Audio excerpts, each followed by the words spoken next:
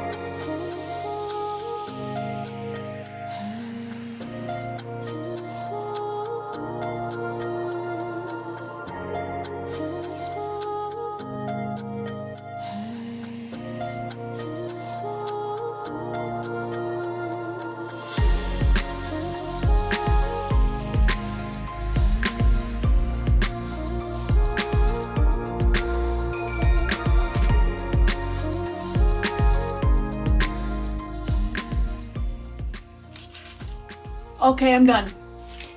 I messed with those waves for so long. But I love the different colors. I love how more of the metallic is down here. We will see what it looks like when it dries. I'm kind of tempted to do a little bit more of this. Like, yeah, I think I'm gonna. Oh boy, here I go.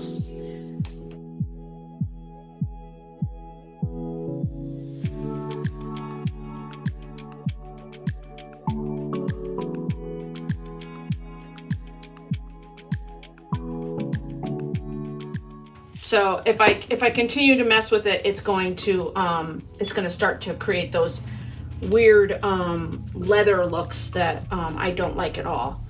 I like how dramatic my waves are. I'm not happy with this part, so I do keep messing with it.